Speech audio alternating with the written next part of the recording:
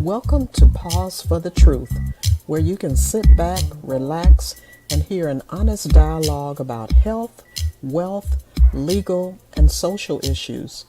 The hosts are Dr. Rogers Kane, family practice physician, and Jocelyn Turner, health education consultant, with co hosts from the Northeast Florida Medical Society and its foundation. Stay tuned for the truth about matters affecting you and your family. We're here to tell you what's really going on and why.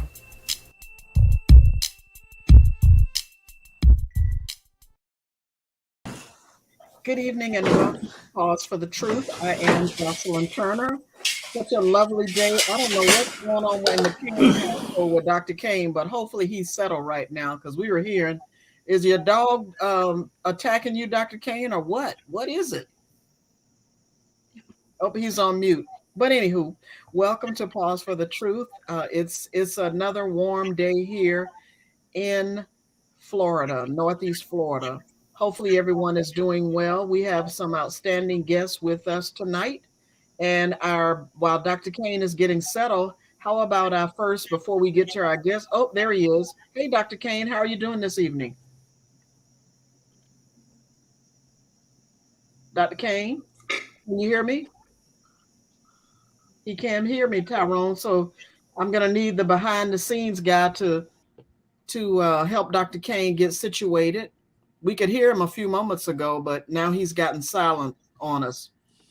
So tonight we are here again, joined by two distinguished guests. Our topic for tonight is leadership failure, Jacksonville's trauma. And if you've been keeping up with what's been happening in Northeast Florida, then you know about a situation that happened a week ago here. And many of us are still traumatized by the situation. So we thought it was important to have a conversation just in general about just about things happening here in Jacksonville. And of course, we'll probably touch on that and the circumstances and situations that have happened since that tragic incident. We have joining us tonight Dr. Tammy Hodo.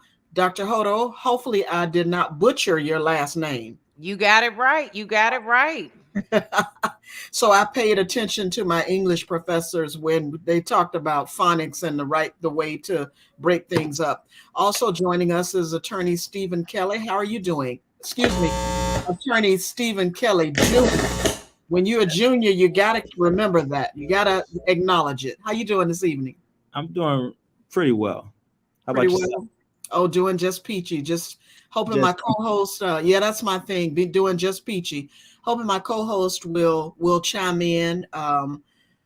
This is a tough one for me. I have to share that with you because I was sharing with someone that since the incident happened last week here in Jacksonville, and if you aren't aware, a young man left his county and came to Northeast Florida and went to he first started out at the local university and then went on to the Dollar General and shot and killed some folks.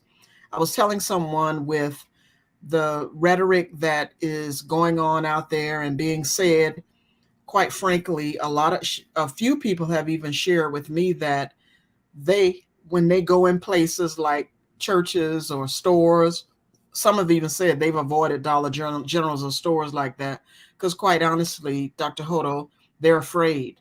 Mhm. They're afraid and looking over their shoulder more. So I have to say this, and how are you all feeling? And I'll start with you, Dr. Hodo, since that unfortunate situation happened. Well, I want to say that I'm a veteran of the United States Navy, and I'm a service connected disabled vet, and I served during the first Gulf War. And I don't feel safe in the country I wrote a blank check for because I'm an African American female, well, African American, period, right? Person with beautiful melanated skin. But so I don't feel safe in my own country. I'm more concerned about the white supremacists or the Christian conservative fundamentalists than I am concerned about anyone coming from another country or of a different religion than mine, taking shots at me literally. We've seen the ratification of white males and the fragility, which is very much surrounding that hateful rhetoric, which came with Trump, which our Governor DeSantis is actively engaged with. We've seen them try to basically erase our total existence. So I don't feel safe. And I think that's very problematic as a veteran. I think that is a serious problem, especially when these people who are doing these crimes haven't even served this country. Only 1% of the population has served in the United Armed Forces. And so for me to feel that kind of way in a country I served is problematic. And just on the flip side of that, people will say that they are speaking up for veterans who have served this country, and how we need to hold you all to the utmost respect and also take care of you like you've taken care of us. Go figure, the irony of it, right? Exactly. Well, the ones though who are marching and doing most of this aren't veterans, but they say they're patriots. A patriot to me, I mean, when you say that, I'm assuming you've served in the military. So maybe they've paid taxes and maybe they voted, but that's not a patriot to me. And Stephen, I hope you're okay. We're all okay with first names. Absolutely. How are you feeling now after that happened? To piggyback and just kind of give you guys a little of my ties to the attacks. I have a professional and a personal tie. We're representing the interests of one of the decedents, one of the guys who was viciously murdered by this domestic terrorist, this white supremacist. Again, we have to call him exactly what he is. We're representing Mr. Gallen through the interests of his sole daughter. And what I can say to you, to piggyback off of the doc here, I'm afraid, but I'm not surprised. I am absolutely not surprised, because if you go back and you look at the history of this country, right? The history and some of the historic rhetoric that has been used by politicians that have been, they're talking to their base. And you can go back to Woodrow Wilson and his reference to the birth of the nation. You can go back to what was the guy's name? The segregation today, segregation tomorrow, whatever that, Wallace. Yeah, Wallace. They're talking to a certain group of people, and they're using the rhetoric that they know those people want to hear. So I'm afraid. I'm in fear. I'm in fear as a father. I'm in fear as a Black man. The attacks on my community, but I am absolutely not surprised. Mm-hmm. Can you guys hear me? Yes, we can hear you. Oh, finally. Good evening. I'm sorry I missed the turn. That's neither here nor there. And so I happen to agree with you guys. I am, in terms of fear, I'm afraid, but I'm just as much afraid to be afraid, because if we don't stand up for ourselves, who will? We can't depend on quote unquote community leaders because many of them don't have the community best interests at heart. Yep. And that's taking quite a beating. Even that philosophy has taken quite a beating over the past week or so. Once your boy showed up, I guess I should say, once DeSantis showed up, people may say have respect for the office, but he doesn't. He didn't have respect for the president's office, and we have to, as a group of people, coordinate our efforts at trying to fight this demon, this thing that is trying to destroy our families, our communities.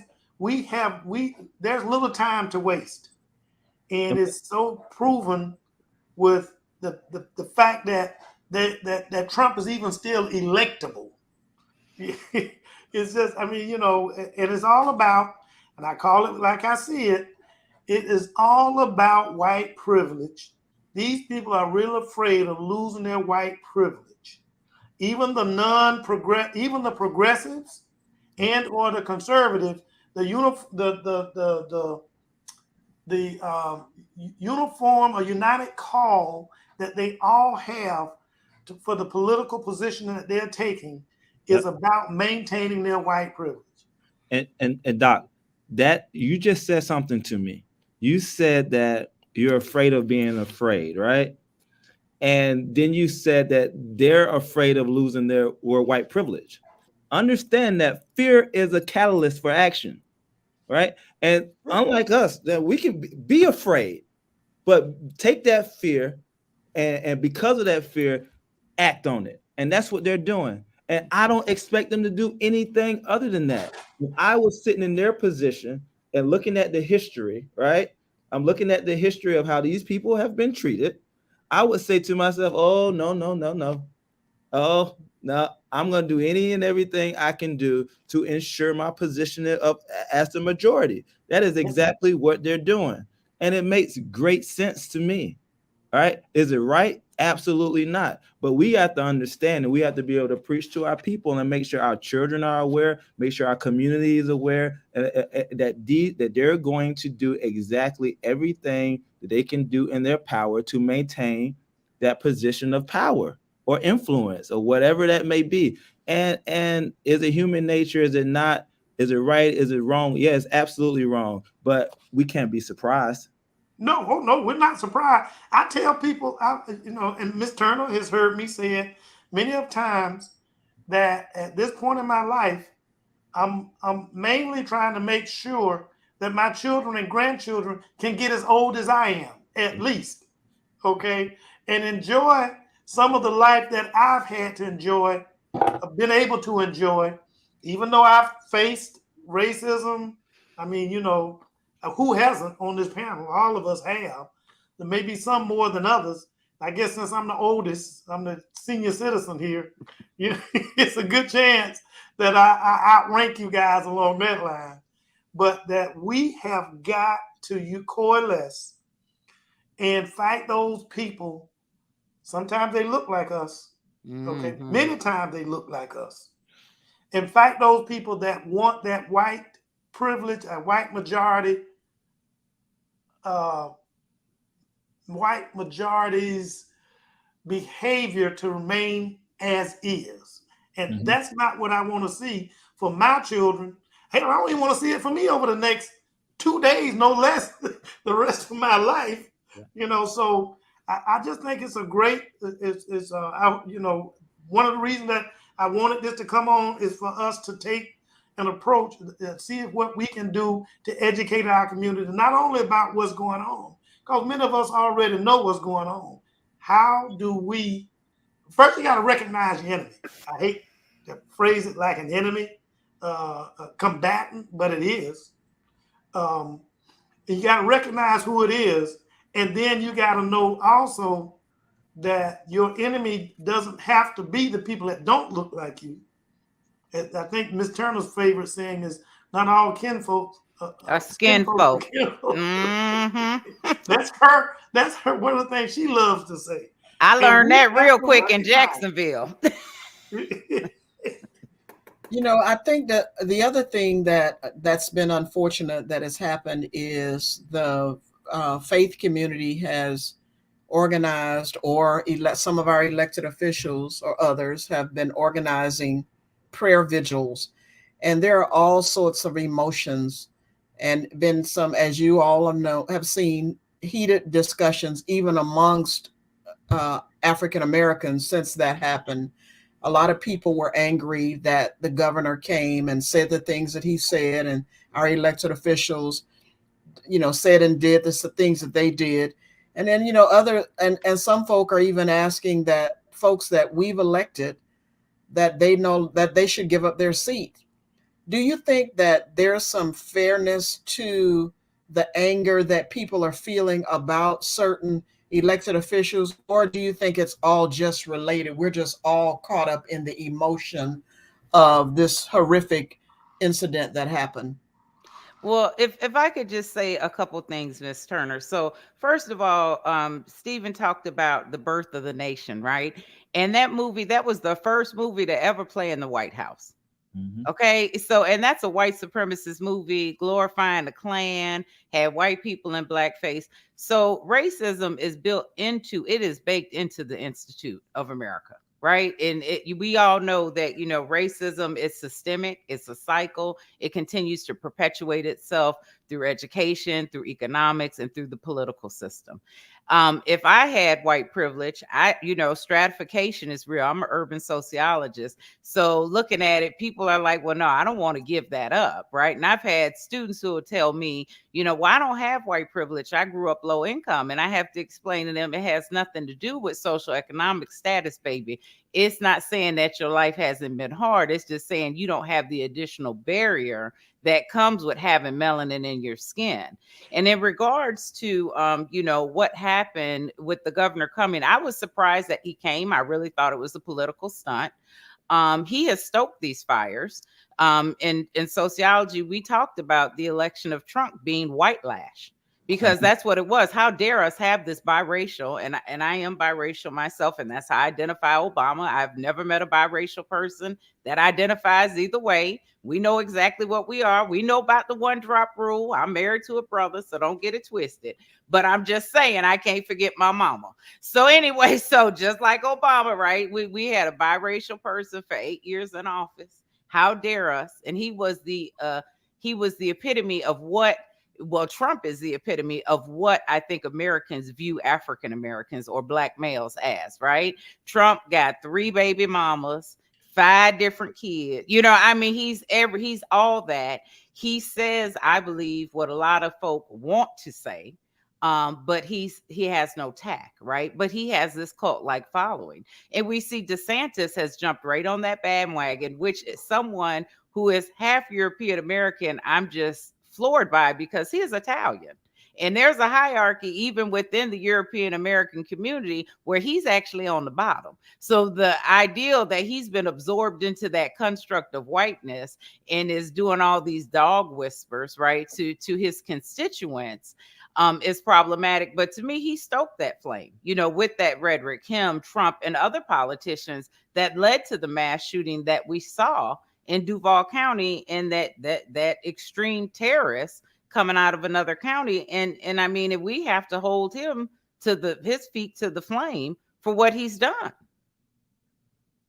If you're just joining us tonight, we're talking about leadership failures, Jacksonville's trauma, in light of the recent circumstances that happened here in Northeast Florida. If you have a question of our guests or a comment, dial in 888-669-1280. Again, 888-669-1280. Or if you don't want to talk, then just post a comment in the chat, because we are live on Facebook and YouTube. One of the things that we did not do, that we started a couple of weeks ago, and our behind the scenes technology guy, he'll remind us of things, because I need to make it a habit. So to our guests, Dr. Hodo and Attorney Kelly, if you could just pause with us for a second. We started to acknowledging our history, since some folk has decided that they wanted to put our history on pause. We are unpausing our history and acknowledging it. Tyrone, if you would, please share with us on the screen. Hopefully you'll have something that we can share and talk about our history maker. If you're ready, I'll give you a moment to cue it up. So tonight's history maker, as we are honoring our history maker minute, to pause for the truth, history makers minute, as we reflect on the past and present, it is important to recognize the people who have made significant contributions to America and the rest of the world. Today, we represent Josiah T. Walls. He was born December 30th, 1842, and died May 15. Josiah Walls was first elected to Congress in 1870, became Florida's first elected African-American congressman. Isn't that something? He was born a slave in Winchester, Virginia. He was conscripted by the Confederate Army and captured in Yorktown by Union forces in 1862, enlisted in the U.S. Colored Troops Infantry, Regiment in 1863. Now, I bet our young people don't know, nor have they ever heard, Dr. Hodo, of the U.S. Colored Troops Infantry Regiment. After leaving the U.S. Army, he settled in Alachua County, Florida. Go figure. That's where I attended college, University of Florida, and became active in local politics. After passage of the U.S. Military Reconstruction Act of 1867, he joined the newly formed Republican Party in Florida. He was an elected delegate to the 1868 state constitutional conventions, and shortly afterward was elected to the lower house of the state legislature in 1868, advancing to the state senate representing the 13th district, which was mostly Alachua County. His 6-year tenure as a U.S. congressman was filled with controversy. He was the only Black representative unseated 3 times by opponents challenging his elections in 1870, 72, and 74, including J.J. Finley, a former Confederate general. Despite these disputed elections, Walls compiled a legislative record which included introducing bills favoring land grants to railroads and securing connections to ports serving Cuba and the West Indies. He submitted measures to reinforce the Civil Rights Act of 1866. After serving in Congress, he returned to the Florida State Legislature and resumed farming on his 175-acre plantation near Gainesville, Florida, that he had acquired in 1873. He purchased a newspaper, The New Era, remained active in politics, serving at various times as mayor of Gainesville, a member of the County Board of Public Instruction, and county commissioner. In 1896, he moved to Tallahassee to become the farm director at what is now Florida A&M University. My alma mater. A little history about Josiah Walls. Again, we are pausing for the truth, pausing for our history here at Pause for the Truth. So hopefully, if you did not know about Josiah Walls, we challenge you and welcome you and encourage you to do more homework, not just about that gentleman, but about others. Let's get back to the discussion. Dr. Kane, do you have a question for our guests? Well, I guess I'm going to stir the pot here. I have a concern with the topic that we have is about leadership, okay? And the leadership, whether it's at the governor's mansion or whether it's locally here, and in this week, the past week or two, particularly as it relates to District 10. Mm-hmm.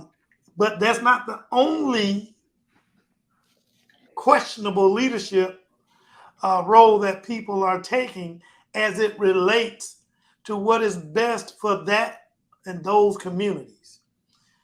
When I'm gonna just call it like it is. I really, really became upset when the governor came into town offering pennies for monies that he denied us in the first place. Those HBCUs. He's the one that took away their budgetary funds, and now he's coming back and throwing some chain on the floor and telling you, pick that up. You can have that, and that's it. I mean, that's how I felt, okay? And I felt like our leadership should have recognized the same thing. They shouldn't have let him speak in the first place. I understand why people booed, because this man is telling me he's going to kill my children. He could care less about them, less about what my community represent. And I'm going to welcome him into my house. There is no way he could have, I just couldn't have stood for it. And I don't blame those people for booing the way they did. And so leadership failure can be statewide, but it also can be local. Okay. And so let's call a spade a spade. Mm-hmm. Excuse the pun. But we have to, talk about what it is. Because if we don't call out failure to leadership, we will be led down a road of failure. Period. And Dr. Kane, the comment from the chat is, what should the response from the people be when politicians fail us? Would either Kick of him our out. guests like to address that? Kick him out. Well, I let my guest to speak on this. Yeah, I mean, I agree with Dr. Kane. I mean, if you're in a political position, you're there at the will of your constituents. And so when you fail your community, the reality is that you should be recalled.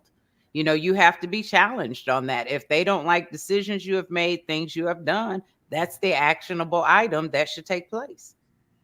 Why do we not? Go ahead. I agree 100%. And a lot has been said since the last time I spoke. I mean, um, there's so many talking points. When we talk about leadership failures, who's leaders? Mm. Right? Because the truth is now, we're at the most, this is the most divisive that this country has been since probably, I can say the Civil War, but absolutely the most divisive since it's been in I don't know, the civil rights era for sure. Right. We have this realization, like I never forget. And I've been a lawyer since I was 22 years old, 22.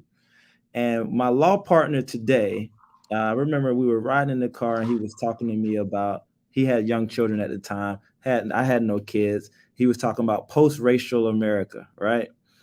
And this was, Barack was the president, and we were living in this image that we were past that. At the same time, tabloids posting videos and pictures of the First Lady Michelle Obama as a monkey and things of that sort, right?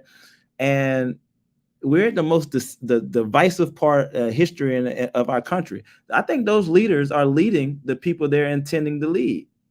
Right now, us on the other hand, where do our leaders that are truly representing and acting for our community? And when I say our community, I mean the Black community. Now, and Tammy, I understand what you said about being biracial. That's the term that you use, right? And the truth of the matter is, I don't like when I'm on TV or I'm hearing things on television and they lump us as the Black and brown community, because the truth of the matter is there are some issues that are single that is completely Black issues, right? Mm-hmm. And I understand one drop rule and all of that stuff, and how a lot of these, like you said, I believe Barack Obama calls himself the first Black president, right? And identifies as Black and things of that sort, and what Blackness, really means. But the question is Ron DeSantis acting on behalf of the Black community? No. I don't believe that he's not moving to even try to lead or have any true influence on our community. And to be frank with you, I think that that might be a very, very smart choice for him if his choice is to be elected as the possible next president of the United States. I mean, he's not a patriot; he's partisan. And when you look at that things, then sometimes you can be so partisan that you're unpatriotic, and I think that's where we are. So when you ask leadership failures, the leadership of whom is what my question. That's my question back to you guys. And where should we pull our leadership from? Right. What matters? And get them out of office. Come and vote. Absolutely. Let's really make our positions known, and we have to act as a unified front. And then when we have a consensus on the Black community is moving this way, then at the end of the day, they will absolutely start giving us things that benefit our community. They believe that they can still get some votes here and there from us because we're so divisive. We're so split up amongst ourselves. We don't operate as a single unit. Other minority communities do. Right. But Stephen, and I don't mean to cut you off. I agree with exactly what you said. And while Obama may publicly refer to himself as the first Black president, I'm sure his mother, if she were alive, would not feel that way. And then as in regards to Blackness, I just want to say race is a social construct. It's not even biologically real. And we have issues within the Black community between those born in the continent, those born in the islands, and the Black Americans here. So there's some issues there that we all can address as well, because I've seen people from the continent versus the islands versus here, and the perception is Black Americans are the lowest on the totem pole. Just like there's a hierarchy within the European countries, there's a hierarchy within the Black community. And I mean, it is what it is. You know, I've seen people say, oh no, I'm Jamaican. Oh no, I'm Haitian. Oh no, I'm African. Yeah, they want to be anything but Black. But in America, that one drop rule does matter. You Black, they don't care if you came from the Caribbean, if you came wherever you came from. And I mean, so I just want to point that out. It's not just us multi-ethnic, because that's what it truly is. I was thinking the same exact thing when you were referring to Ron DeSantis as like that he was a quarter or whatever. I was thinking, well, race is a social construct. Italians are absolutely white people now. They've been white in America since the 30s. They're going to do any and everything they can do to maintain their whiteness. You're right. And it's sad because at one point in Florida, South Florida now. Yeah, but at one point, Italians had to take an IQ test in order. Oh, he's 100% Italian. Yeah. I think his grandparents were from Italy, and his wife, if I'm not mistaken, parents are from Sicily. And Dr. Kane can tell you Sicilians carry the sickle cell trait. Some of them have the sickle cell trait, so you can't get no closer to Black. You know what I'm saying? With white skin than with the Italians. So I agree with you, Stephen. I mean, on the hierarchy, and like you said, we still see historically when I teach, I show signs that say no Italians, no Irish, no Polish need apply, right? Yeah.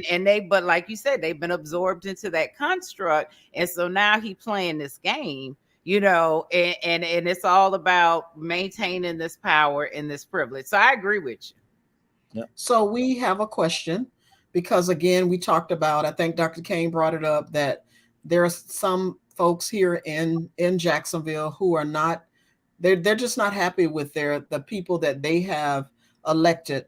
And is it really possible, a question that was polled, that you can recall a politician? And how do you do that? Yeah, I think so. I mean, yes, it is possible to do it. Do we have the for lack of better description, do we have the guts to do so? Do we, there is, if you look at the one thing that Trump is smart, and even DeSantis is smart about, even though I hate even using those two words, use that word with those two guys, they do not give up on their base. Okay? You don't work in a district and you throw your district base out with the bathwater. Okay, you at least maintain your base to help. If you want to stay in an elected position, you at least maintain and help to honor what your base wants to do. Now, we're not agreeing with what these the people, when they say take our country back to birth of a nation type approach. Oh, I was gonna say they need to give it to our indigenous brothers and sisters then, because they on their land anyway.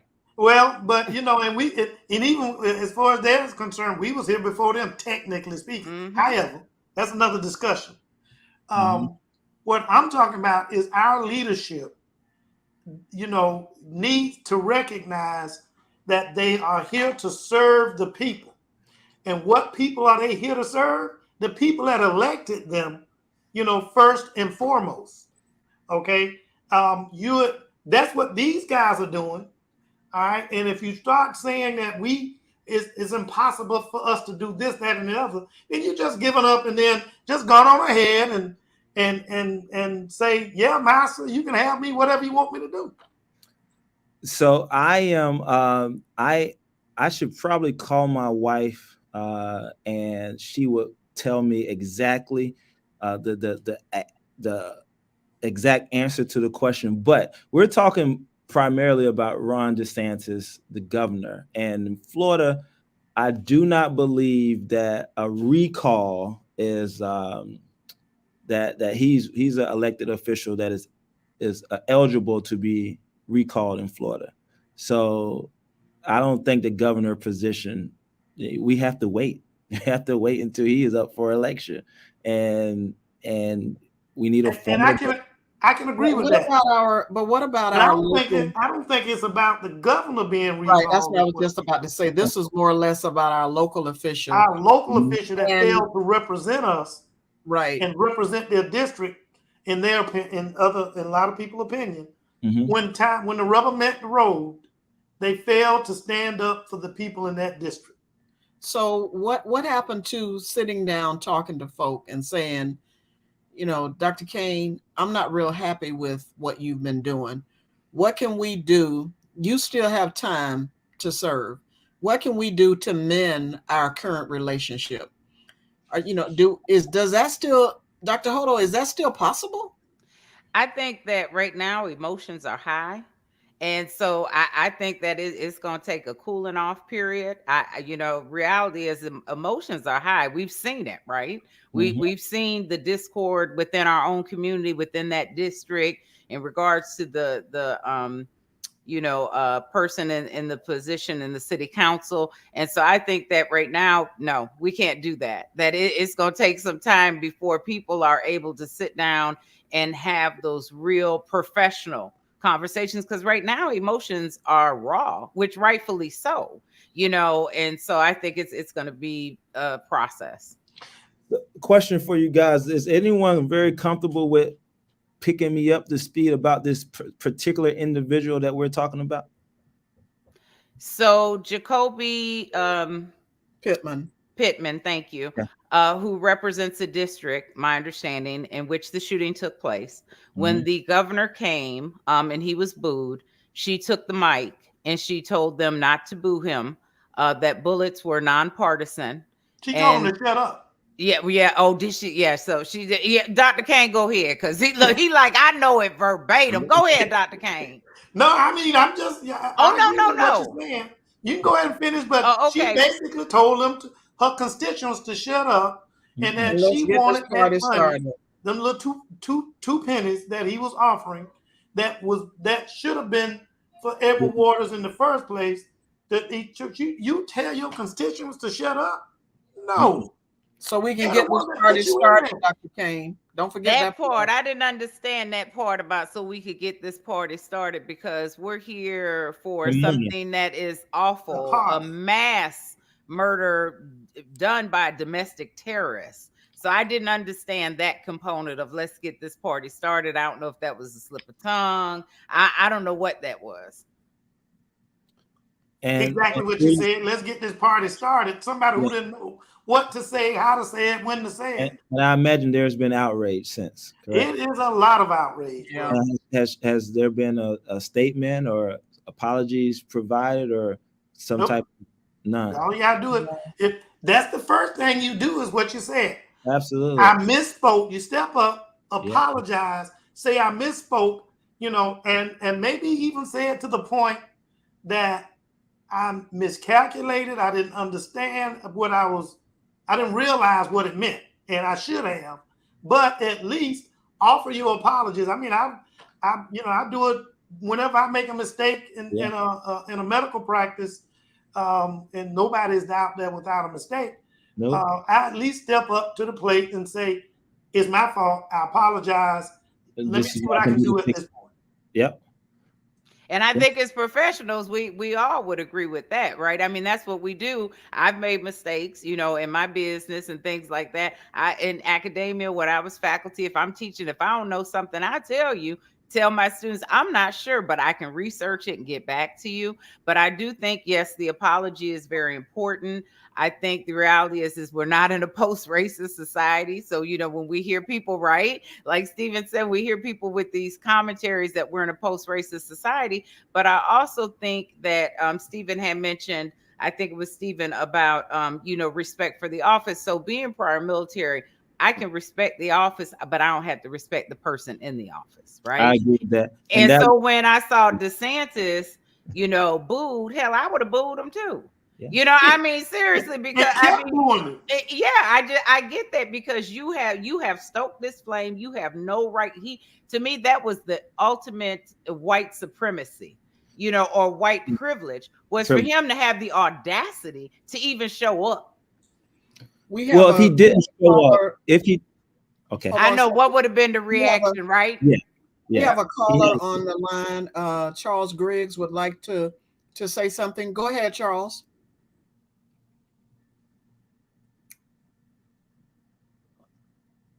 Tyrone, you can chime him in. We can't hear him.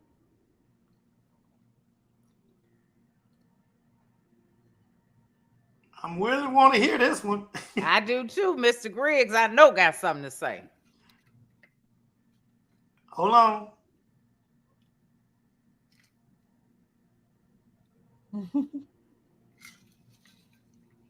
Well, if he doesn't, our guests sure do. Because I cut him off. Stephen was getting ready to say something while Tyrone is working it out with Charles. Well, Stephen was about to say what I get is what would have happened had he not shown up. yeah, And that's absolutely. true. And I Yeah. was playing myself because I was sitting back, and primarily I do civil rights, I do personal injury, but I would say 60% of my practice is state and federal defense, right? So the first thing was, the communication from the governor and to our sheriff, TK Waters. That is a jump. It should have been to our mayor, right? So, from the very beginning, I'm kind of just sitting back watching, logging in. I'm on Twitter, just seeing everything that's going on because it was a high stress time in here. So my wife and I were sitting back like, yeah, I wonder if Governor DeSantis is going to come down and things of that sort. So it took some gall knowing, where you're going. And to be frank with you, when I heard that they booed him, I was happy. I was satisfied. I was proud of my people because oftentimes, all the time, you have to teach people how to treat you. You have to teach people how to treat you in your community. And I'm gonna tell you straight up, I am Black first, and I operate for my for my family and then my community first, right? And we're the only people that they tell not to behave like that. We're the only community that they don't want you to be whatever you are, whatever this social construct that you happen to identify with, to act solely for your group first. Right? I'm Black first. So I was proud of that. I know, and this is a touchy topic. Sometimes people want to tiptoe around it. There's certain communities that you don't mess with, and when you do mess with them, if this had been a anti-Semitic attack and it had been the Jewish community, then if the governor had been using rhetoric or things of that sort, oh no, they would have held him accountable. If it had been the LGBTQ community, all right, they would have absolutely held him accountable. Our leadership for us, we have to hold how the people outside of our community treat us. And you got to understand that. Listen, if you go down there messing with them Black folks, you're doing this or whatever the case may be, they're coming at you. They're coming at you politically, whatever position, all of that stuff. Read the comments. Anytime I tell my wife, anytime I'm on the news or anything, they tear me up in the comments. You go to News for Jacks and I read it and I look these people up. These people are working in our community in positions of authority, right? And I just easy to put their name on Facebook. They don't hide it. They don't do any fake page or whatever. It's some bigots that live amongst us. They shop at your local Publix. They're right there with you, right? And I mean, he's talking to a group, so I was proud of us. Well, you don't hear the other community these days, especially saying let's be politically correct. No, you're not hearing that. And this is what I'm hearing from some of these people who want to defend the actions of what happened. If the governor hadn't showed up, he could have sent some money. You don't need to come in there. And they would have tore him up. I mean, honestly, if he didn't show up, he would have been done. And he knew that. So it took some gall for him to get in that Suburban and come on down. Well, it should take even more golf for us to boo the hell out of him and boo him off the stage. It did, That's and what they should have did. I was proud of us because on that ride home, he had to pause and consider the truth of why these people were booing him. Pause. He deserves it. He stoked that fire. So Charles, we should be able to hear him now. Go ahead, Charles. Every time I say that, I must do I jinx him or what? Tyrone, we're ready. Well, just jump in, Mr. Greg, whenever you can. I mean, Tyrone, whenever he can hear us. What I do recognize is no other community, as you guys were saying, tries to be politically correct when they're dealing with stuff like that. No other community is sit back and being apologetic about their behavior when someone that comes in and threaten their community. These people threaten our community every day. I don't need to be politically correct. If anything, I need to be politically challenging to those individuals who want to kill me, want to kill my family. You know, you listen to what they say, you know, it makes absolutely no sense for us to be apologetic to something like that. Yeah, and I mean, we just saw this weekend, right? We had 2 Nazi rallies not far from Orlando. They ain't give a damn. Exactly. But my thing is, though, if they're so emboldened and they can't stand, you know, Jewish people, they can't stand Black folk, all this, come march in our community. You know, come on. I mean, bring it. If you so bad, come on into the urban core. Exactly. Come to the urban core and go ahead and march through, and let's see how that works out for you. When you look at what the governor took from that urban core, not only from EWU, but he also took monies from Medicaid expansion, monies from climate change. That was huge amount of money. Say it again, JT. That was Rick Scott that originally denied the Medicaid expansion. Well, but our governor continues to do so. Okay, he's expanded on it. He denied even more. I mean, I boo Rick Scott if he came in the community, because that is exactly the group of people in that particular district, and that's why it goes back to local leadership as well. They are the exact group of people who need that Medicaid expansion. They sure do. Yeah, I mean, that's where you see the food deserts. That's where you see, you know, the infant mortality rates. That's where you see the maternal death rates. All these things are high, and those continued disparities, lack of generational wealth, lack of access, you know, all those things. One thing I will say, like, about this whole mass shooting by this domestic terrorist, I'm always wondering why they call them lone wolves. You know what I'm saying? You ever notice that they're always lone wolves? And it's like, no, they're not, because there's a whole group of them that have this same idiotic ideology that's very much based on white supremacy and is inaccurate. But the fear is that white fragility, like we spoke about, right? They're afraid that we're going to take what they got. And the reality is if you look globally, we're the majority. You know what I'm saying? So they're the minority already. Globally, we're the majority. But the system has been set up to definitely benefit them, you know. So when I look at them, you know, I mean, if I see a poor white male, reality is that's on you, dog, because you had every opportunity. I mean, ain't nothing been put in your way to block you from getting where you should be.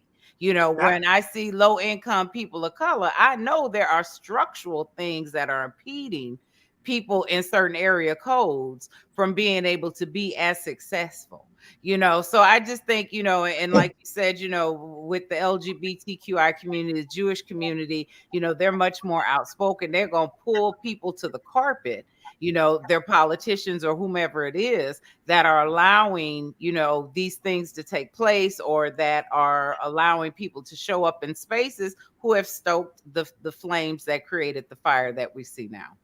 They have Tyrone, real quick, and group loyalty in their actions. Tyrone, real quick, are we able to let Charles at least, maybe he can come in as a list him on, you know, put him in same position we putting ourselves in right now? Yes, he can do that at any time. If you need, I can send him a link. Send him a link. Send him a link. All right, I'll do that. So we've had some comments from folks, and it seems like some of the comments, quite honestly, have not been very favorable for the council person in that district. And people really want to know, what can they do moving forward to make a change. But I would like for us to really talk about, what now? We are having this conversation. If there are people who are listening and feeling hopeless or feeling energized, whatever their emotion is, what do you all think that as a community we need to do? Because there have been prayer vigils, there have been food giveaways, but I like to address the social determinants of health, those things that influence the way we are able to thrive, to where we live, work, play, eat, sleep, and all. But do we really know what's happening in the community in which those folks live, who were already struggling and now have to deal with it? There's no grocery store where they live. Many of them use Dollar General as their source of groceries or food, whatever limited things they have. And I'm not sure, because I've not been over there, if the store is even open. So if it is not, again, they're still without the basic needs that many of us take for granted because we can walk to in our communities. So what's the solution moving forward for folks in that community and in communities that are struggling in general? Any comment on that? Well, I would say that God bless the child that's got their own. I'm an entrepreneur. I mean, we've seen, vibrant Black communities before. Every time we've had one, though, then they come and they pillar and plunger and, and through our communities. Exactly. And I'm from Milwaukee, Wisconsin. Urban renewal grants, which were developed by the federal government, help with the suburbanization of the white folk. And just ran freeways right through viable Black communities, So I believe in entrepreneurship. I believe that, we need to create communities. I'm not a segregationist, but I am a realist. It doesn't seem that we're welcomed by many people in America. We're still seen as second-class citizens. I have no issue with living within a community because we have people who are doctors, lawyers, we have the people for the positions that we need. We need to open up our own grocery stores. In Milwaukee, we have a store called Lena's, and it's a Black-owned grocery store, and they got about 8 or 9 different stores, and they're all within the urban core, and so they're making sure that there are no food deserts. People don't have to worry. I think transportation is another issue. Being from a major urban metropolitan city, the bus runs every 10 minutes, and I don't see that here. So I think there are a lot of self-determinant things that we have to do by acknowledging, how people view us, and just be self-determined to make sure that we succeed and that we are, in a position that we want to be, and recognize the quality of education, proud graduate, HBCU, and just learning about ourselves and what our capabilities are in creating that community. Yeah. Have some group cooperation, some group initiative, and some group loyalty. When we talk about our economic system within the true Black dollar, to circulate our money in our community with each other. I was reading an article where we're talking about nationally, African Americans alone would be it was either the 14th or the 16th richest nation in the world. We have the revenue. The money's there. We absolutely have the education. I mean, especially if you look at our Black sisters out there. Oh man. I mean, when you talk about the level of secondary education within our community, the issue is that it has to be a realization that white is not right. It's not white just because there's a white company, and I hear it all the time. Sometimes I'm talking to some of my colleagues, some of my friends, and people just won't tell it like it is. But in our community, in our own community, we would take a white stamp as if okay, that means it's real. That means it's legitimate. That means it's good to go. And The ice is colder. oh, Yep. absolutely. We Yep. have to, you hear, yeah, nah, brother, I talked to the white man. He said da da da da. Like it's like it. That means is that It's gold. Yeah. it's gold. And understanding that at the end of the day, our issue is also is an economic issue, and we're making the money, but it's leaving our community immediately. Within 15 minutes, Yeah. Stephen, the dollar in the Black community leaves within 15 minutes. And in the Asian community, it's turned over so many times before it leaves their community. And I that's Let me part just, of the problem. Yeah, let I me at was least say this real quick. yes, sir. What we have, we can't forget the organized effort by our white community in terms of stuff like redlining, Hmm. loaning to anybody but Black folks. Yep. Hmm. They will let an immigrant come from over in West Hale, wherever it may be, as long as they're not Black. They will let them come from West Hale. We'll give them money to set up shop in our community, but won't give us money to set up shop in our community. Mm-hmm. Absolutely. But And there's only two ways to make money. You either selling the service or you're selling the product. And guess what? The thing about it is, in order for you to make money both of those ways, you still need people. So I don't care where they open up their shop. That doesn't mean you have to shop with them. Exactly. That's what I mean. I mean, if they're not serving your interests, shut it down. Don't go there. exactly. And guess what else you can do? Use that World Wide Web. Use that World Wide Web. Google reviews. You go Right. somewhere and you get mistreated, leave them. Give reviews. Give reviews. Give positive reviews for your for within your community. And if someone treats you a certain way, lay it out. Let it be known. And that creates that creates a record. And So, we just have to start moving as a unit.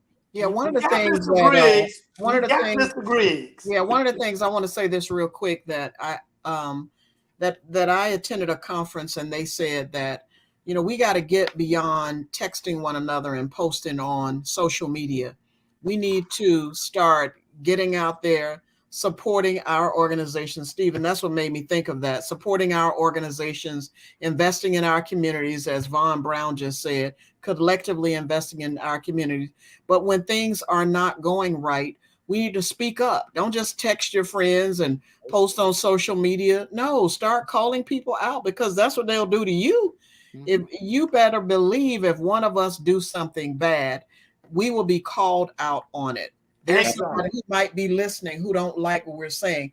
But I'm going to pause a second. Charles, did you have something you want to chime in on? Quite a bit. Yeah, I was going to thank you for having me. I'm going to put my camera on in a second as soon as I get pulled over. But I just wanted to talk a little bit about you were talking about accountability for politicians and can you recall a politician? And you can actually recall a politician, and that all depends on the jurisdiction where you're located. For a local politician, like a city council person, you would have to adhere to whatever the charter says, that the city's charter says. And that city charter is approved by the state of Florida. So whatever the charter says is typically by petition to get enough signatures to get that recall petition on a ballot, and then people have to vote, in order to approve it. It's a high bar. It's a very high bar to get a politician recalled. And as you saw just a few years ago, they tried that in California with Governor Gavin Newsom. They actually got enough signatures to get the recall petition established, but when they had the ballot vote, he won overwhelmingly to keep his position. So the small minority got enough signatures to get him potentially recalled, or at least get it put on the ballot. But the majority of the citizens said, "Nah, we like our governor." So you think about that during the process of recalling a politician. And in this case, is there enough information out there about a certain politician, or have they been negligent enough to warrant a recall petition? Or you can put that energy into electing who you think would be a better representative. Jonathan and I were having this conversation the other day. Uh, Politics is about money. All politicians are bought and paid for, every single one of them. So if you have enough money the politicians listen to you. If you don't put any money into their coffers, if you don't represent a paycheck, then they're typically not going to listen to you. Outside of that, you got to have groups and organizations who call upon a politician about a certain issue, and then you keep moving, can you keep putting pressure on them so you can get heard. But those same people have to make sure that they are responsible for financing that politician. In other words, when it's time for that person to get reelected or elected, or someone else to get elected, make sure you're fundraising for them, make sure they get money, make sure they know that you represent a dollar value to their cause. And that way, they will answer to you. That's just the way it works right now. And that's when you're looking at monies, Mr. Griggs. What, grassroots. I mean, it depends what kind of wave you. There are grassroots. This is a little bit different than the governor of California, because that included the whole state. Blah blah blah. This is District 10, the majority of whom, if I'm not mistaken, is in that area where we're looking at EWU. Yeah. So Charles, explain what happens if that position is recalled. If that position is recalled, then you have another election to fill the seat. But I hear you, Dr. Kane. But you have to think about the historic process of what we had with our elected officials. Look at who we have representing us right now. You have a state representative who lost her seat previously, who just got reelected, right, to a different seat. Now, when this person lost their seat, they lost their seat primarily because they weren't serving the people. Yet these people came right back and elected her again to another seat, right? And the reason why they were hesitant on reelecting her previously is because of the information they had regarding her stance on, quote, slavery, right? And then you had, in succession, one family holding one city council seat for 16 years. Even though we know, a lot of people feel like that person or those people had not been representing that community properly. What's been happening is the name has carried that politician or those sets of politicians on through. And now we have a third one in its place as well. So while we may as a community feel like this, we're not being represented, there are a lot of people who are not paying attention, enough people who are not paying attention to have some of these people who we feel like aren't really representing us get into office. That's why you have to kind of keep pressure on them. That's why you have to make sure that they understand that they are doing a job and they work for you. And I can agree with that, but you at least, what you did say is they came back. Was this like an at-large seat or something along that line? Or No. This is a state representative. State representative. Same area? Different district, because when we got redistricted, that area got redrawn slightly, just enough for this person to qualify. But then that is manipulation of the system by those in charge. Every single time. Right. And we've seen the governor. I mean, we've seen them try to redraw the districts and the gerrymandering that is taking place, that then NAACP had to take them to court for. It's why we don't have a congressperson. Yeah. We don't have a congressperson, right? So we don't have representation as African Americans. Now, we may feel like that person who's representing our district represents us, or could, possibly, listen to us, but we know that's not the case, because their ideology is different than what we believe in our community, most of us anyway. So, and they say we're not making this about party, but yes, it is about party. It's definitely about party. If you have a conservative representative, they're less likely to have empathy for the issues that are going on on your street corner, right? They want you to pull yourself up by your bootstraps. But we don't have no boots, Mr. Griggs. We don't have no boots to pull up, right? That's right. That's right. That's been done. It's been done intentionally, right? with the Right. housing covenants, the redlining, the Right. lack of access to equal education or quality education. So, I mean, Right. it's been systemically done. And then people turn around and say, and see, look at them. They can't Right. even make it out, and we've made everything equal. Well, equality and equity are two totally different things. Right. Well, the tragedy that happened in Newtown a few weeks ago is a direct result of the ideology and policies that are being performed here by leadership in state of Florida politics. No one can doubt that, and you can tell this true because we have not heard from many of those people who have been championing those policies. None of them have been empathetic to what's been going on in this community. They have not come out and said, we're sorry for your loss. We understand. We want to do what we can to help. None of them have done that because they know that they're responsible. They know that their policies have influenced the mindset of people who support them. And so they know that they are liable to be held accountable. They need to be held accountable on this. That's why you haven't heard from them. Well, Because don't you think, Mr. Griggs, too, that's why the governor threw a little change our way, because he got blood on his hands? Absolutely. Mm-hmm. Absolutely. And what we have to do is remember he has that blood on his hand. We may, the thing about our parents and grandparents, I don't care how many times you knock them down, they got right back up and kept going. And for us, if we sit back and just because Kim Daniels get reelected, I call it as it is, Kim Daniels get reelected over some other garbage, just because of certain family of individuals get reelected and not qualified, they got elected into a position where one got kicked out and the other one took their place. That does not say that, oh, well, ain't nothing else I can do, I'll just give it up.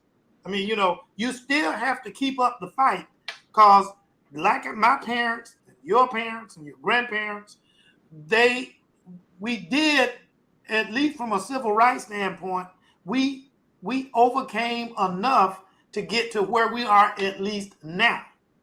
And what we have to do is not act like a bunch of punks and just give up on what's worth fighting for. This is worth fighting for, whether it lose, win, or draw. You should fight for it. You may lose this time, but the next time you may not. Right. So well, one of the things, the difference between then and there was that. Okay, Charles, hold on a second, please. So I just want to let our audience know this is typically a 1 hour show. However, the conversation has been so good that we decided to go a little bit less than more than an hour.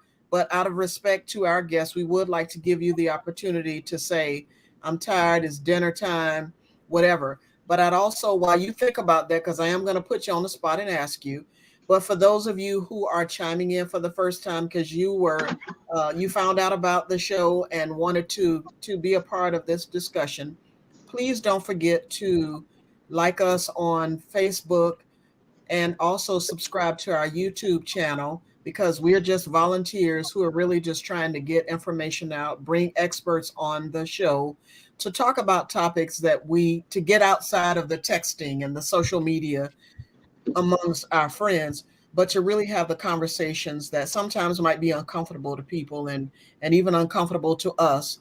And so we invite you to continue joining us week after week. As Dr. Kane said, or Tyrone, this is our 104th podcast. We started during the pandemic because we started out by talking to people about how to protect themselves and to how to become more knowledgeable about COVID-19. So I am going to put our guests on the spot and say, no. Let's go back. Let Charles finish first. No. We're not ending it. I'm just okay.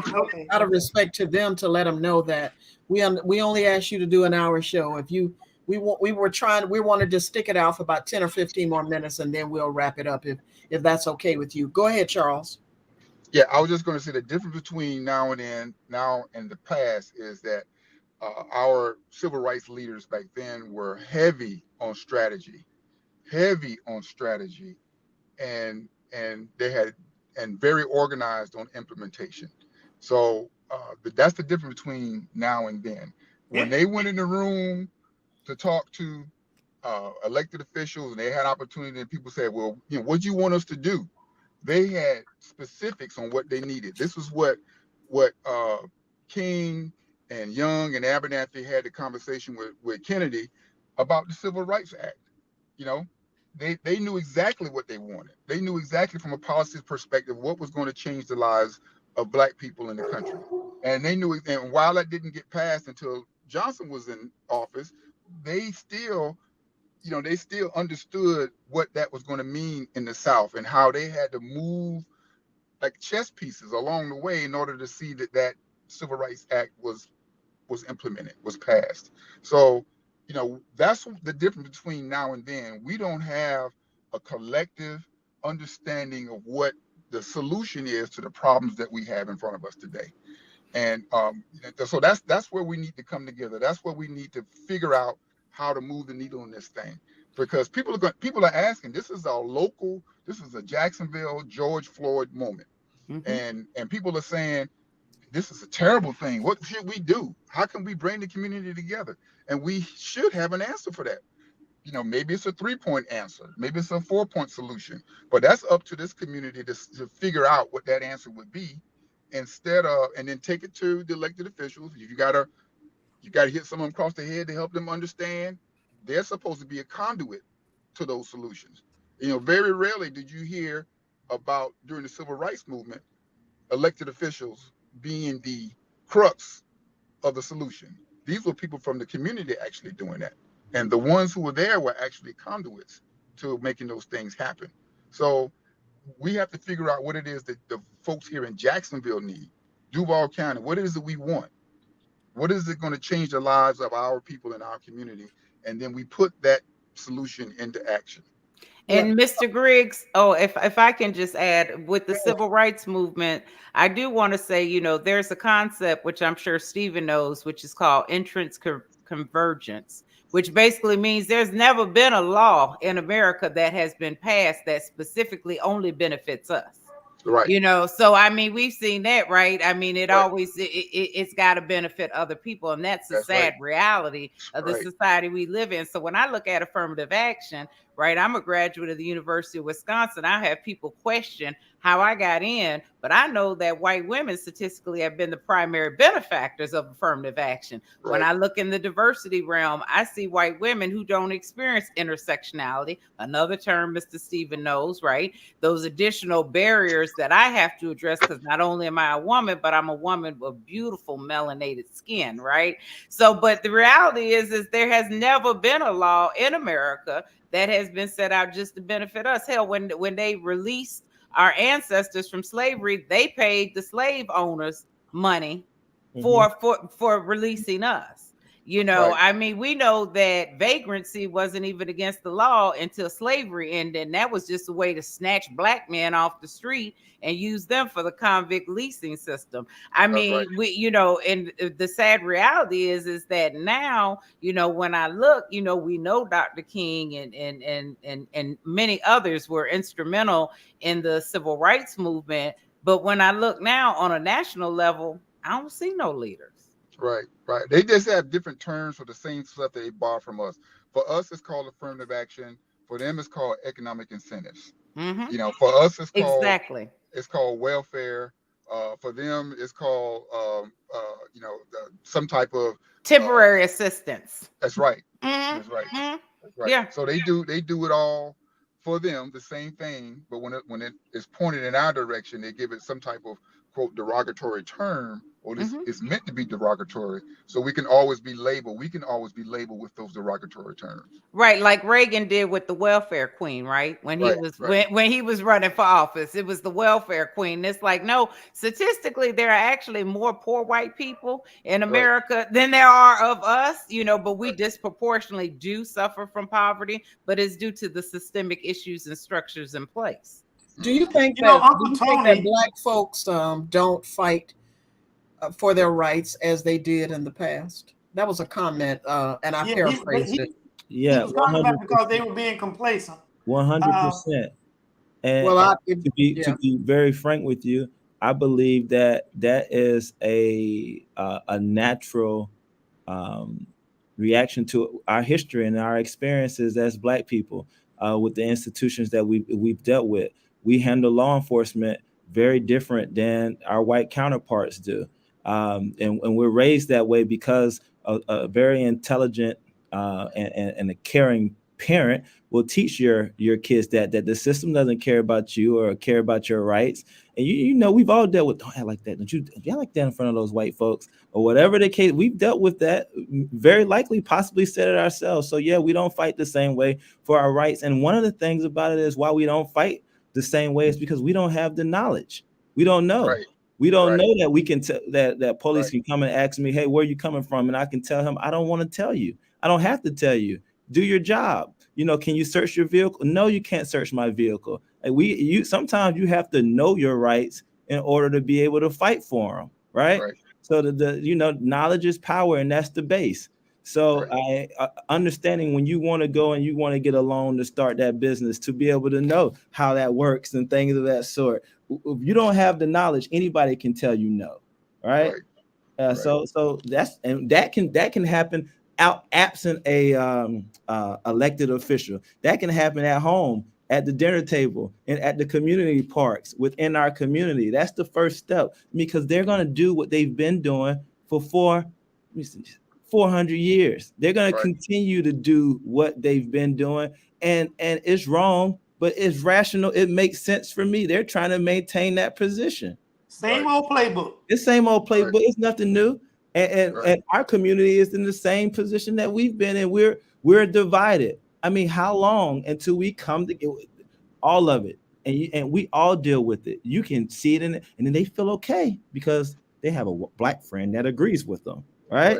Right. So I mean, we're talking to. They got Candace Owens. They got Candace Owens that will be able to tell you. I'll never forget, man. I was talking to a guy in court the other day, and it was a white woman along with them, and we were talking about white privilege. And once I said white privilege, he said, I don't have any white privilege. I work for everything that I have, because he went and started associate. It doesn't mean you didn't work hard for what you have. And then the white lady was going along with him. And then I asked him, you don't have white privilege? I asked him, do you have male privilege? She looked at him. He was like, no, I don't believe I have white privilege or male privilege. And when he said that, she jumped on him, because she knows that there's a privilege being a male. There's certain things I just don't have to deal with. Right. So when white people ask me that question, if they ask me, I ask them would they trade places with me. Yeah. Oh, you like Jane Elliott? They ask any of them will they stand up and switch with us? Nobody, nobody is willing to do that. You know what? The truth of the matter is, they probably would. A lot of them would. And we got to understand, we're talking about rhetoric that's used. And when we use certain rhetoric, understand this, you guys, let's not forget where the hate comes from and why it exists. We're dope. We're an amazing group of people. Honestly, if I wasn't Black, I would understand why a lot of people walk around and they're upset. I mean, look at us. Look what we've been through, and look how we do it with such ease and grace and style and perfection. We're amazing. What they do too. Oh man, despite. So it makes sense. I hate on Idris Elba every chance I get. The brother's a bad brother. Denzel, like my wife is watching Denzel. I said, man, he ain't nothing. You know, it's confident. That's why they own us like that. We're amazing people, and we have to realize that. We have to stop some of this false and some of the same stereotypes that aren't true about disproportionate fatherless homes. No, our homes aren't disproportionately. The father isn't disproportionately absent. We're not the main benefactors of the welfare system. You know, we're the most educated, but we keep some of these stereotypes going on within our own community. All right. And then people start believing it also. So let's tell the truth about ourselves too. Let's tell the truth about how awesome we are. Let's tell the truth about our history, right? You said earlier that DeSantis gave us this money because he knew the blood was on his hands. That's not why he gave the money. He gave the money because you knew the blood was on his hands. No. That's not, and that's exactly what I said. No. I didn't give him credit enough. I wasn't talking about you, Doc. I was talking about Tammy. Actually, she asked. She said, "Do you think that he gave us the money because he knew the blood was on his hand, and everyone answered in the affirmative. But the truth is, he knew, he knows all the little stuff that he's responsible for. He's not giving money because he knows, he's giving money because you know. Right. That's what it is. I mean, let's call us, like you said, let's call a spade a spade. Well, when you have black folks, two things I want to. The one thing, Ms. Turner, let me say this. The one thing I will say is that what you said about how envious they are, how jealous they are about us as a group of people, they recognize it better than we do, the accomplishments that we have. And when I say we, I don't mean all of us, obviously, but many of us don't recognize how jealous and envious they are. You know, it's like a witch with a bee. They are really hate us because we have overcome a lot of the obstacles they have put in our in front of us. Okay, despite what obstacles they put in front of us. Control the culture, world culture. Black Americans control world culture through music, through movies, through everything. Just to be quite frank with you, we control the culture. Exactly. Yeah. But I think that's what happens when you have, you know, this agglomeration of different European ethnicities. They lost their culture. They don't have a culture. And, you know, and you see it, you know, they want to pick up the swag that we got, you know, they're listening to our music, everything about us, you know, and so I completely agree. But that's what happens when you don't have a culture, because white is not a culture. Well, that's truth be told, the earliest of time in European culture, they were just running around. What was that? What's the term they looking for? They really didn't have. I mean, all their culture came from Africa. That's where they got it. Even in the early 800 AD and stuff of that nature, they were running around, didn't take baths. It was a whole bunch of stuff that they didn't do, but they picked it up from the African society, from African culture. Yeah, so I have to say that it's 5 minutes to 8. We extended beyond the hour, but a couple of things I want to mention before I give you all the mic back.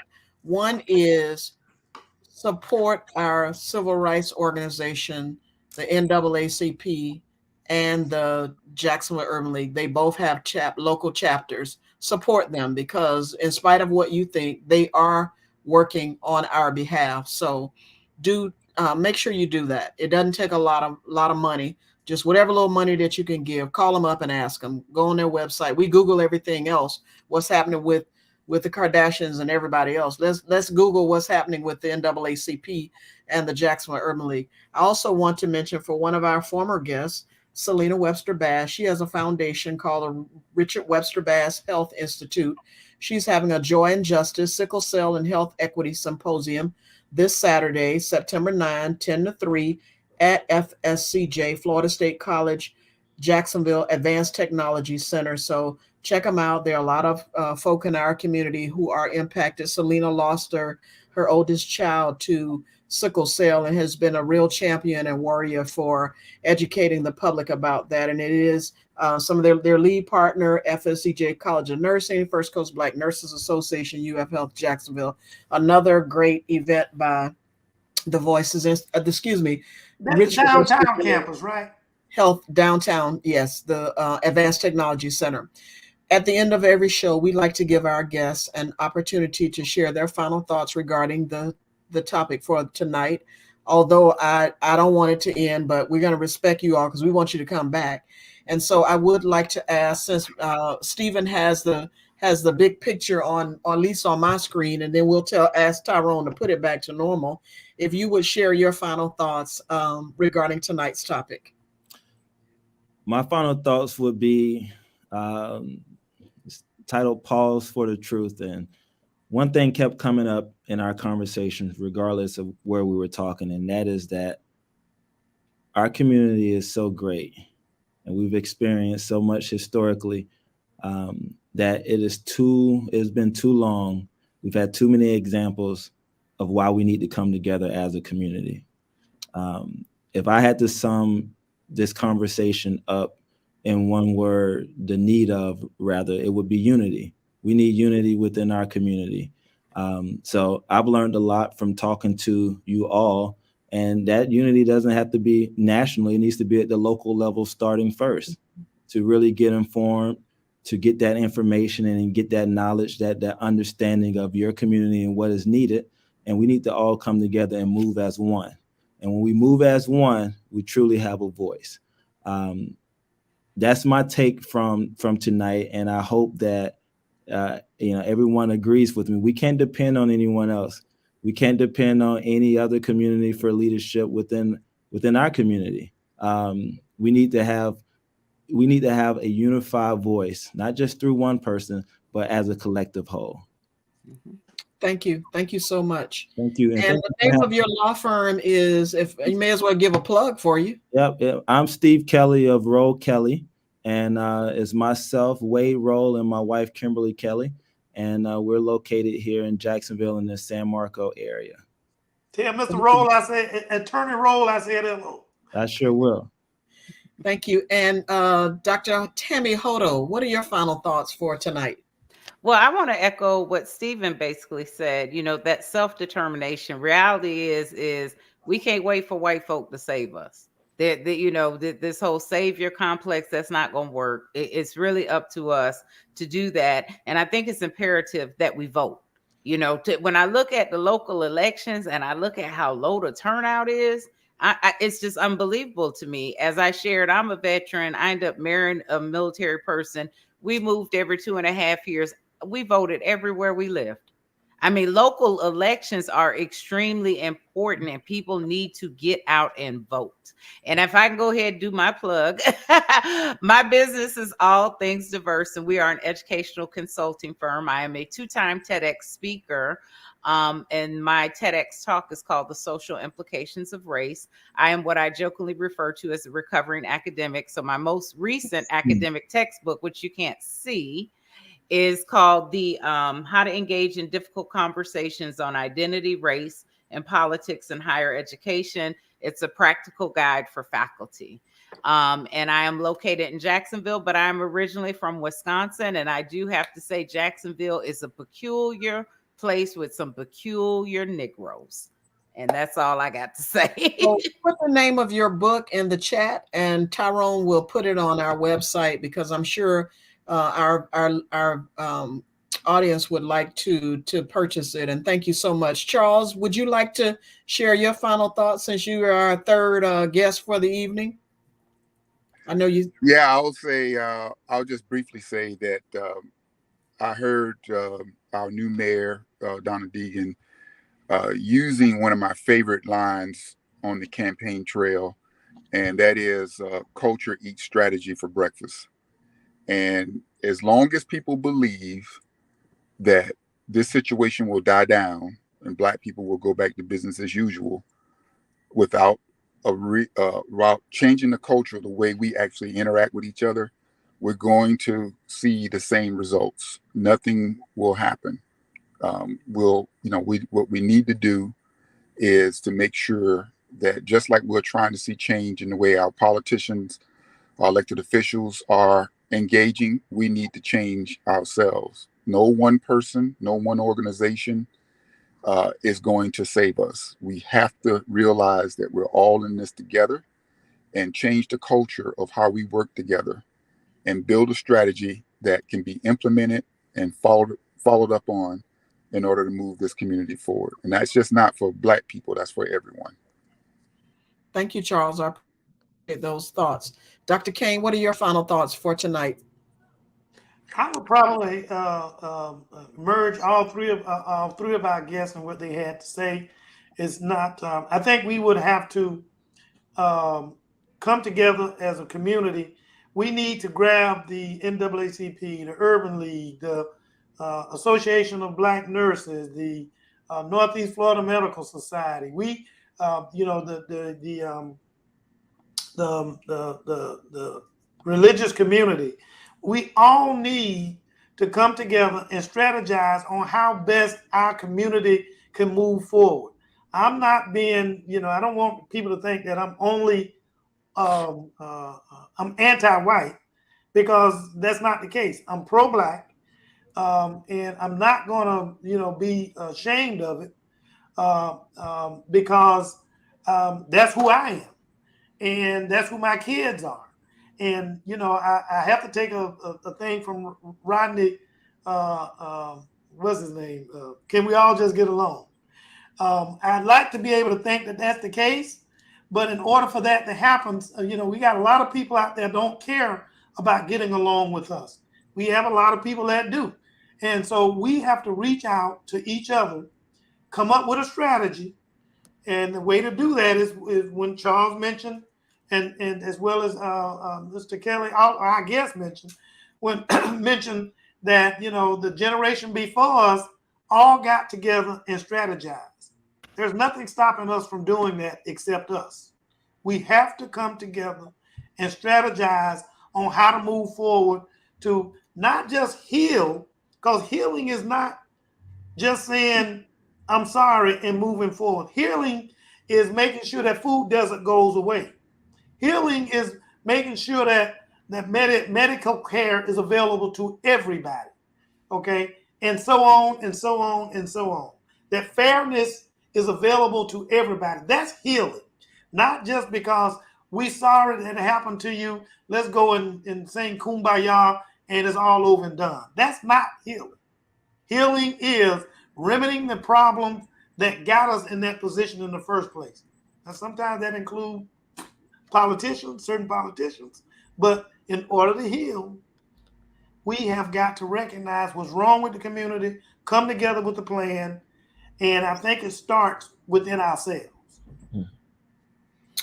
Thank you, Dr. Kane. Thank you, Dr. Hodo, Attorney Kelly, and Mr. Griggs. Very interesting and engaging conversation.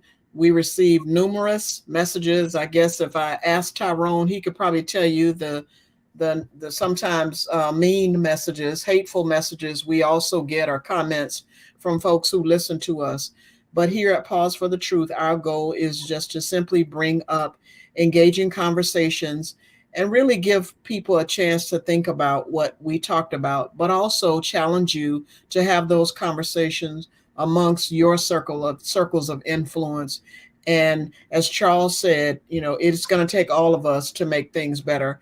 And so get involved at your child's school, attend city council meetings, or at least tune into them because they're online. Make sure you vote. I think one of Tammy said that. Make sure you vote. Make sure you vote. And local elections matter just as much as the presidential elections. As always, thank you for tuning in to Pause for the Truth. Tune in next week as we bring another interesting topic. And also, don't forget to subscribe to our YouTube channel, because the more people that hear about us, the more that we can share the word, share the message, and educate people. Again, thank you, and have a great evening. And be careful where you